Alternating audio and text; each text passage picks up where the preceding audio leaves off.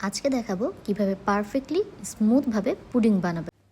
Pudding বানানোর জন্য প্রথমে একটি পরিষ্কার পাত্রে 1.5 লিটার পরিমাণ দুধ নিয়ে নিচ্ছি।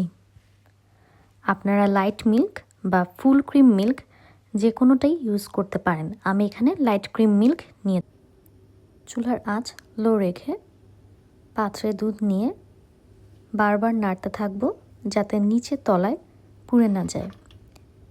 এবং আমি এখানে 6 থেকে 7টা ছোটো এলাচ দিয়ে দিয়েছি। আপনারা যদি ভ্যানিলা এসেন্স ব্যবহার করেন তাহলে এই এলাচ ব্যবহার করার প্রয়োজন নেই, কিন্তু ভ্যানিলা এসেন্স ব্যবহার না করলে আমরা পুডিংয়ে যেই ডিমটা ব্যবহার করব সেই ডিমের একটা গন্ধ থেকে যেতে পারে। এই জন্য আমি এখানে 6 থেকে 7টা এলাচ দিয়েছি। এতে করে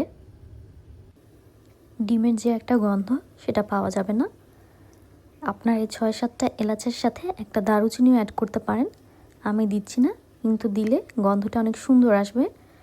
শুধুমাত্র এলাচ দিয়ে করলেও গন্ধ সুন্দর আসবে। এখানে যেহেতু আমি 1.5 লিটার দুধ নিয়েছি, এই দুধটাকে আমি ঘন করে 700 থেকে 800 গ্রামের মধ্যে নিয়ে আসব। অর্থাৎ যে পরিমাণ দুধ আছে তার অর্ধেক পরিমাণ করে নিব। দুধ যত বেশি ঘন করে করবেন তত বেশি মজা হবে। দেখতেই পাচ্ছেন আমি দুধটাকে নাড়তে নাড়তে প্রায় অর্ধেক করে ফেলেছি। এ পর্যায়ে একটা টিপস দিয়ে দিই।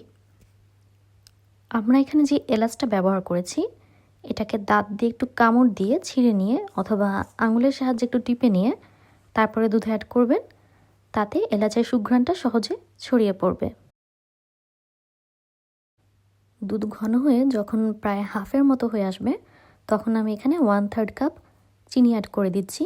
চিনিটা কোনোভাবে আগে অ্যাড করবেন না, এতে চিনি থেকে একটু পানি ছাড়বে, যেটা আপনার এই পুডিংয়ের স্বাদটাকে নষ্ট করে দিতে পারে। এই জন্য আগে দুধটাকে কমিয়ে তারপরে চিনিটা অ্যাড করবেন। পরবর্তীতে চিনি থেকে যে পানিটা ছাড়বে সেটা শুকিয়ে যাবে। বেশি মিষ্টি খেতে চাইলে চিনির পরিমাণ আর একটু বাড়িয়ে নিতে পারেন। এবার দুধটা যখন ঘন হয়ে এসেছে তখন দুধটাকে উঠিয়ে নিচ্ছি এবং দুধটা ঠান্ডা হওয়ার জন্য অপেক্ষা করব। এই মুহূর্তে আমি বারবার দুধটাকে নাড়তে থাকব। দেখুন দুধটা ঘন হয়ে এসেছে এবং এর কালারটা কি সুন্দর চেঞ্জ হয়ে এসেছে। এভাবে বারবার নেড়ে নেড়ে দুধটাকে ঠান্ডা করতে থাকব। যখন ঠান্ডা হয়ে আসবে তখন এর সাথে অন্য উপাদান অ্যাড করব। একটা বড় চামচের সাহায্যে এভাবে সবগুলো এলাচকে একে একে তুলে নিচ্ছি। সবগুলো এলাচি দেখুন আমি এভাবে উঠিয়ে নিচ্ছি। দারুচিনিটাও এভাবে উঠিয়ে নেবেন। দুধটা ঠান্ডা হতে হতে এই পর্যায়ে আমি একে একে 6টা ডিম নিয়ে নিচ্ছি।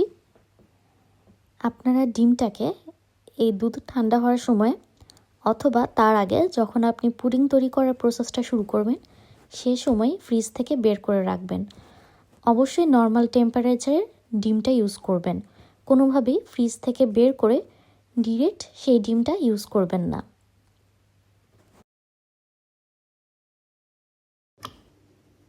দুধ ঠান্ডা হয়ে এসেছে। এবার এখানে আমি একে একে 6টা ডিম ফাটিয়ে দিয়ে দিয়েছি। কুসুম সহই ডিম দিব এবং এভাবে আস্তে আস্তে নেড়ে মিশিয়ে নিব। বারবার নেড়ে ডিমটাকে ভালো করে মেশাতে হবে।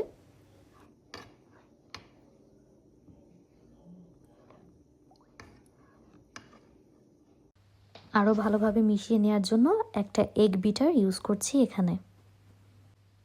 এবার একটা পরিষ্কার বল নিয়ে নিচ্ছি এবং সেই বলের উপরে একটা বড় ছাঁকনি সেট করে নিচ্ছি।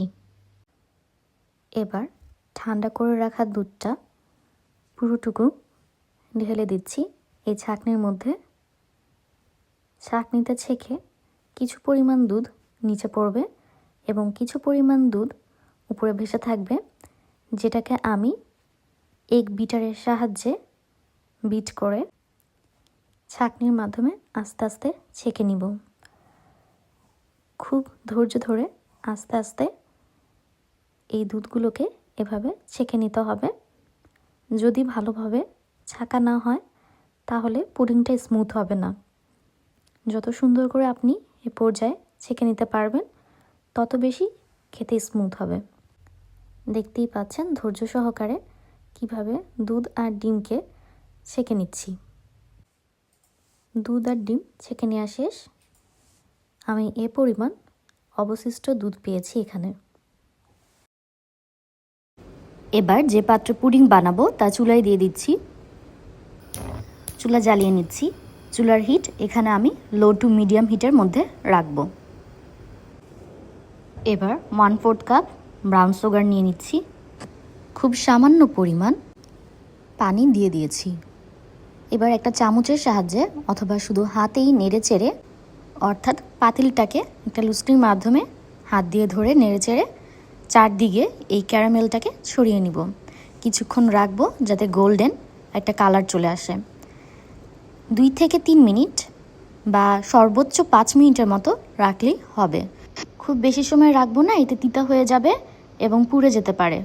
ক্যারামেলটা তৈরি হয়ে গিয়েছে। এবার আমি আরেকটা বড় পাত্রে 2টা কিচেন টাওয়াল বিছিয়ে নিচ্ছি। এবার পর্যাপ্ত পরিমাণ পানি দিয়ে দিব। এবার আমি যে পাত্রে ক্যারামেল তৈরি করেছিলাম সেই পাত্রে আমি আগের ঘন করা দুধটা ঢেলে নিয়েছি এবং তারপর সেই পাত্রটাকে আমি পানি দেওয়া পাত্রের ভিতর বসিয়ে দিচ্ছি। বাটির মুখটা যাতে তাপে উঠে না যায়, ঠিকমতো তাপ সব জায়গায় ছড়ায়, এজন্য উপরে আমি 2 থেকে 3টা পাথর দিয়ে দিচ্ছি। আপনারা চাইলে শিলপাটাও এখানে ইউজ করতে পারেন। এবার আমি যে পাত্রের ভিতরে এই পুডিংয়ের বাটিটা বসিয়ে দিয়েছি সেই পাত্রের মুখে একটা ঢাকনা দিয়ে দিব।